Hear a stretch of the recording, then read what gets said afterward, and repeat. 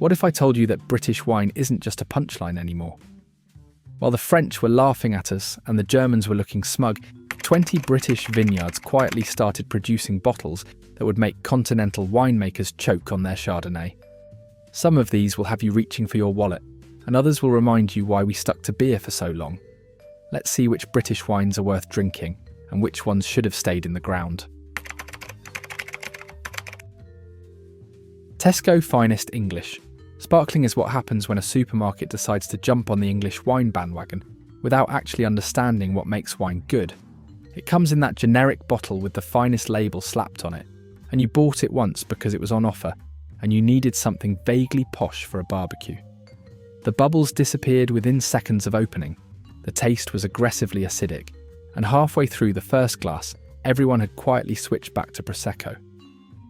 Your sister-in-law brought a bottle to Christmas dinner once, and it sat unopened in the garage until the following August when you used it for Bucks Fizz, and even the orange juice couldn't save it. It ranks bottom because slapping English on a label doesn't make it decent wine, and Tesco Finest proved that British wine's reputation for being dodgy wasn't entirely undeserved. Even at supermarket prices, there are standards, and this barely met them. Three Quires was one of the early English vineyards that tried very hard, but never quite worked out how to make wine that people actually wanted to drink. They're based in Gloucestershire, they've been around since the 70s, and they produce white wines that taste like someone dissolved aspirin in apple juice and called it sophisticated. You probably visited their vineyard on a wet Sunday afternoon because your wife saw it recommended in a National Trust magazine, and you dutifully bought a bottle to be polite. It sat in your kitchen for 18 months before you opened it for a midweek dinner, and after 2 glasses you both agreed it was interesting, which is what British people say when something's disappointing, but they're too polite to admit it.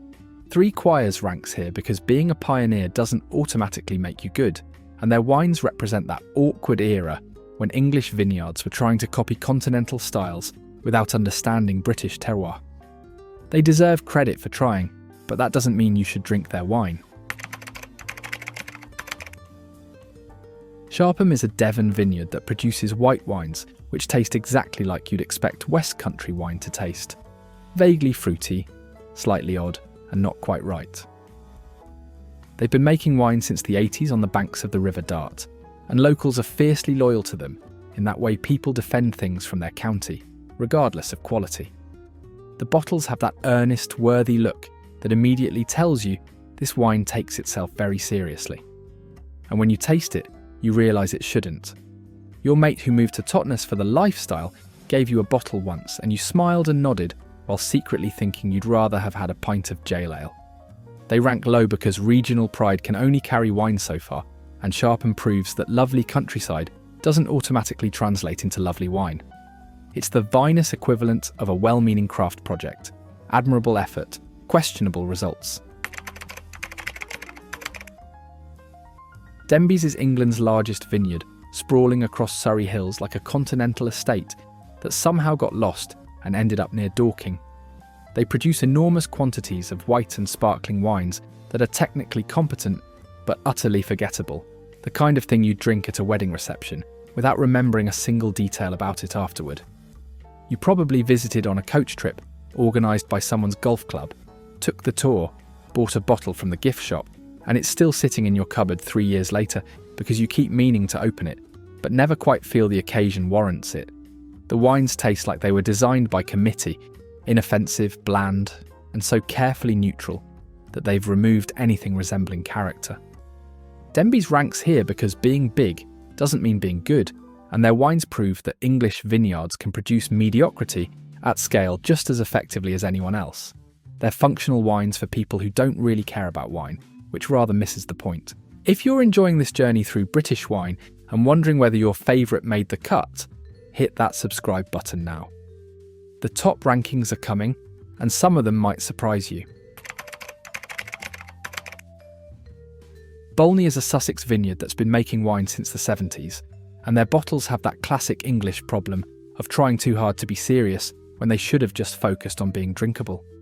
The labels look professional, the vineyard itself is picturesque, and the wines taste like somebody read a textbook about winemaking but never quite understood that wine should be enjoyable rather than technically correct. Your brother-in-law served their Pinot Noir at a family dinner once, and everyone politely agreed it was very nice, while secretly wishing he'd bought something French. The whites are sharp enough to strip paint, and the reds taste like they couldn't decide whether to be Burgundy or something else entirely, so they settled for being neither. They rank here because Bolney represents that generation of English winemakers who were so desperate to be taken seriously by the continent that they forgot to make wine British people actually wanted to drink. Competent but charmless, which is never what you want from wine. Camel Valley produces sparkling wines in Cornwall that benefit enormously from the county's tourist appeal and locals' willingness to convince themselves that Cornish wine is somehow special because it's Cornish. The vineyard itself is lovely, perched above the Camel estuary, and they've won awards that sound impressive until you realise most English wine awards are handed out fairly generously to encourage the industry. The sparkling wines are decent enough, certainly better than Tesco Finest, but they're priced like they're champagne, when really they're serviceable fizz that happens to come from a pretty location. You bought a bottle on holiday in Padstow, and it tasted brilliant with fish and chips on the harbour, but when you opened the second bottle back home in Solihull, it was just expensive sparkling wine that couldn't justify the premium. Camel Valley ranks here because location and marketing can only do so much, and their wines are good examples of English sparkling that's acceptable but not exceptional. They're what you buy when you're on holiday and feeling generous, not what you'd choose if you were being honest about quality versus price. Chapel Down is Kent's biggest wine success story, and their Bacchus varietal white is what happens when English winemakers stop trying to be French and start working with grapes that actually suit British weather. Bacchus thrives in cool climates, and Chapel Down's version tastes bright, crisp, and distinctly English in a way that finally makes sense. It's got that elderflower and gooseberry character that works perfectly with summer salads and fish, and for once an English wine doesn't taste like it's apologising for not being Sancerre. You probably tried it at a pub that was making a point of serving local wines, and you were genuinely surprised that it was actually good, rather than just worthy. Chapel Down Bacchus ranks here because it represents English winemaking, finally understanding what works in Britain, rather than chasing continental styles. It's proper English wine that stands on its own merits, even if Chapel Down's sparkling wines are better than their still ones. If you're enjoying this journey through British wine and wondering whether your favourite made the cut, hit that subscribe button now. The top rankings are coming, and some of them might surprise you. Gusbourne is a Kent vineyard that takes itself extremely seriously and produces sparkling wines with price tags that make you double-check you've read them correctly. They're made in the traditional champagne method, aged properly, and taste genuinely sophisticated, but they cost almost as much as actual champagne, which makes them hard to justify unless you're specifically making a point about supporting English wine. The bottles look expensive, the branding is all understated elegance, and opening one feels like an occasion in itself. You bought a bottle for your anniversary because the wine merchant convinced you it was special, and it was genuinely excellent, but you couldn't help mentally converting the price into pints of decent bitter and wondering if it was worth it. Gusbourne ranks here because their wines are genuinely good, but priced at a level that makes them aspirational rather than accessible. They're what you buy when you want to impress, not what you buy when you just fancy a drink, and that limits their appeal to special occasions and showing off. Ridgeview was one of the first English sparkling wine producers to be taken seriously by people who actually knew about wine, and their bottles started appearing in Waitrose alongside champagne rather than being hidden in the British section like a curiosity. They're based in Sussex. They've been making sparkling wine since the 90s, and they proved that English fizz could compete directly with champagne if it was made properly. The vintage releases are complex and toasty, with that proper brioche character that champagne drinkers recognise. And the price, while not cheap, finally makes sense for the quality you're getting. Your wife bought a bottle for your retirement party, and your French neighbour grudgingly admitted it was not bad, which from a Frenchman counts as high praise. Ridgeview ranks here because they helped establish English sparkling wine as legitimate rather than novelty, and their consistent quality over decades proves it wasn't just luck. They're what you serve when you want proper sparkling wine, but fancy supporting British rather than French producers, and nobody will complain about the choice. Hattingley Valley is a Hampshire vineyard that makes sparkling wine for other brands as well as their own label, which tells you everything about their technical competence. If other vineyards trust them to make their wine, they must know what they're doing. Their classic reserve is consistently excellent, with that fine mousse and balanced acidity that makes sparkling wine refreshing rather than challenging. The bottles look elegant without being pretentious, and the price sits in that sweet spot where it feels like a treat without requiring a second mortgage. You served it at your daughter's wedding because you wanted something special, but British, and even your champagne snob uncle admitted it was perfectly good. Hattingley Valley ranks here because they represent English sparkling wine done properly without the fuss and ceremony that some producers insist on. They're serious winemakers producing serious wine, but they haven't forgotten that wine should be enjoyable rather than intimidating. Bride Valley is a Dorset vineyard producing some of the most elegant sparkling wines in England. Tucked away in the hills near the Jurassic coast, where the limestone and chalk make perfect conditions for wine grapes. Their Bella Blanc de Blanc is what happens when English winemakers stop being defensive about comparisons to champagne and just make brilliant wine that stands alone. It's refined, beautifully balanced, and tastes like sunshine trapped in a bottle. Which sounds pretentious, but happens to be accurate. You discovered it at a local restaurant that was pushing West Country produce, and you bought a case directly from the vineyard because it was genuinely the best English wine you'd ever tasted. Bride Valley ranks here because they're small enough to maintain quality, but good enough that their wines compete with anything from France. They're what you serve when you want to surprise people who think English wine is still a joke, and watching their faces change after the first sip never gets old. If you're enjoying this journey through British wine and wondering whether your favourite made the cut, hit that subscribe button now. The top rankings are coming, and some of them might surprise you. Digby Fine English has a ridiculous name that sounds like it was invented by a marketing committee trying to be more English than England. But the wine inside the bottle is absolutely serious. They source grapes from multiple vineyards across southern England, blend them expertly, and produce sparkling wines that are consistently excellent year after year.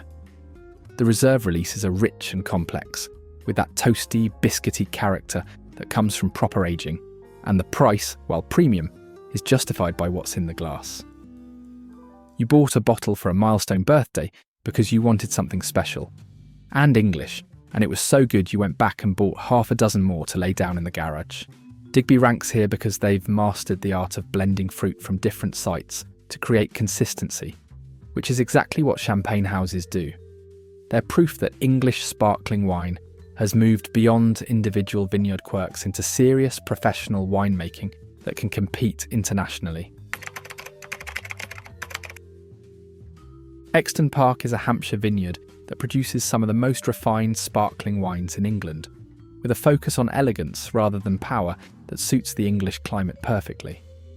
Their vintage releases are masterclasses in restraint, delicate bubbles, precise acidity, and flavours that develop gradually rather than hitting you immediately. The bottles are expensive enough that you think twice before opening them, but good enough that you never regret it when you do. You tried their rosé at a Hampshire country hotel and immediately understood why serious wine critics were getting excited about English sparkling wine. It was genuinely world-class without needing any qualifications or excuses. Exton Park ranks here because they represent English sparkling wine, at its most sophisticated, made by people who understand that British grapes can produce something unique rather than just acceptable.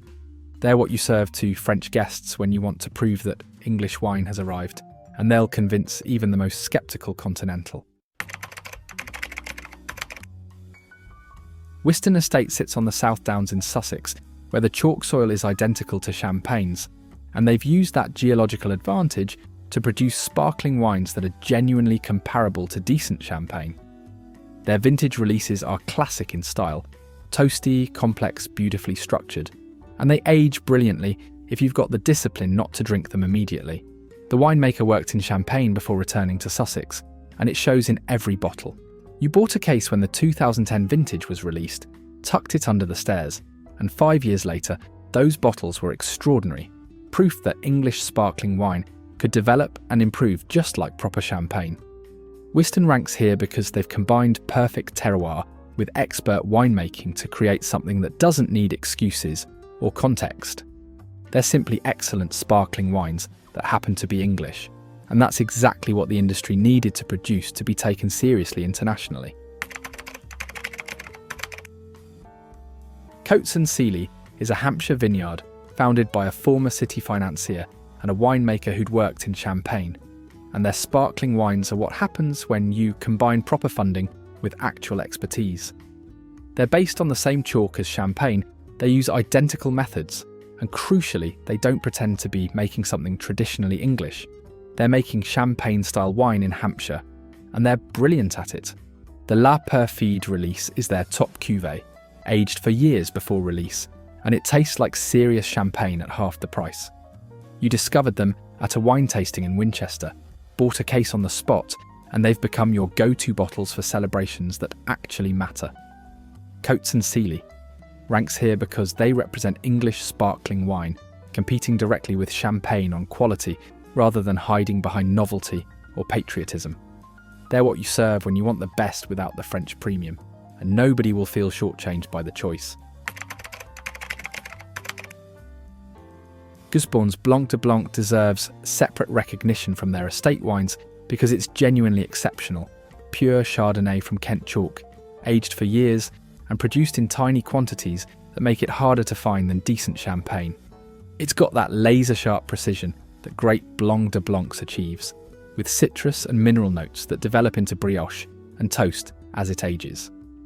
The bottles are expensive enough to make you hesitate, but if you appreciate fine, sparkling wine, this is worth every penny.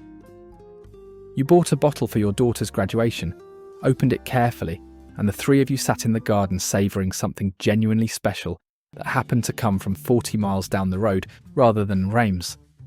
This Gusbourne wine ranks here because it proves English winemaking has reached the level where single variety, single vintage wines can compete with the best champagnes. It's not just good English wine, it's genuinely world-class sparkling wine that happens to be English, and that distinction matters enormously.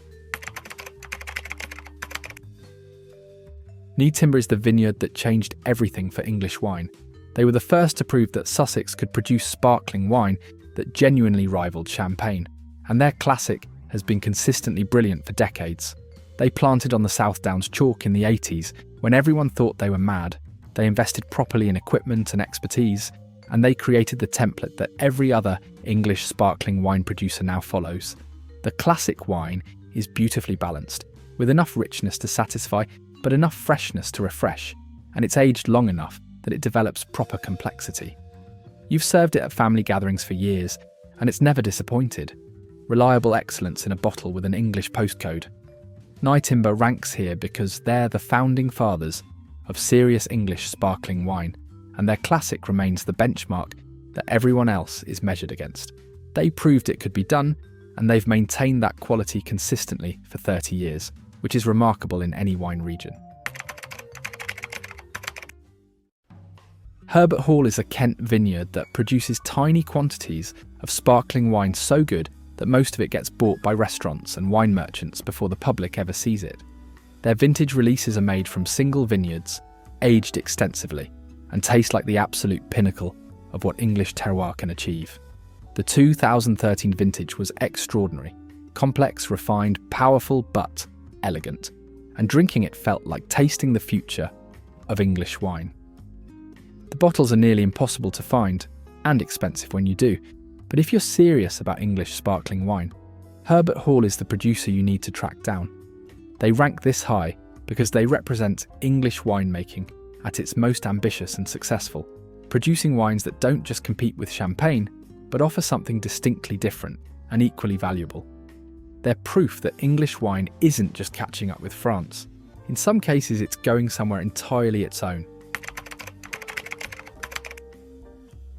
Nyetimber's 1086 Prestige Cuvée is named after the Domesday Book and priced like it contains actual medieval manuscripts, but if you can afford it or justify the expense for something truly special, it's genuinely breathtaking. It's made from the absolute best grapes from their best vineyards, aged for years before release, and tastes like everything English sparkling wine was supposed to become. There's power and elegance together, complexity that keeps developing in the glass, and a finish that lasts long enough to remind you why you spent that much money. You bought a bottle for your golden wedding anniversary, and opening it felt like celebrating not just your marriage, but the entire journey of English wine, from joke to triumph. The 1086 ranks second because it represents the absolute peak of what established English producers can achieve with time, expertise, and no compromises. It's not just great English wine, it's great wine, full stop, and it proves that English sparkling wine has moved beyond potential into genuine mastery. Hattingley Valley's Blanc de Blanc's King's Cuvée is the finest wine ever produced in Britain, and old wine hands who've tasted everything will tell you nothing. Not Nyetimber, not champagne, not anything from anywhere, captures English terroir this perfectly. It's made from pure Chardonnay grown on Hampshire chalk, aged for years, and released only when it's absolutely ready. Every element is in perfect balance. The acidity cuts like crystal, the bubbles are impossibly fine, the flavours develop from citrus through pastry to mineral notes that taste like the chalk they grew from.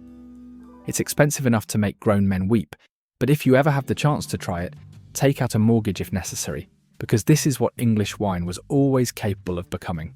The King's Cuvée ranks first because it represents everything that's brilliant about English wine, made from grapes that suit our climate, using expertise built over decades, expressing our unique terroir without trying to be French or apologising for being English. They only make it in tiny quantities. Most of it gets bought by people who know exactly what they're getting. And if you ever see a bottle, buy it immediately, because this is English winemaking at its absolute zenith. Your grandchildren will read about wines like this in history books, assuming climate change doesn't move all the vineyards to Yorkshire. From supermarket disappointments to world-beating elegance, British wine has travelled further than anyone imagined possible. If this made you thirsty or nostalgic, hit subscribe and watch the next video on screen where we rank something else that's distinctly British. Cheers.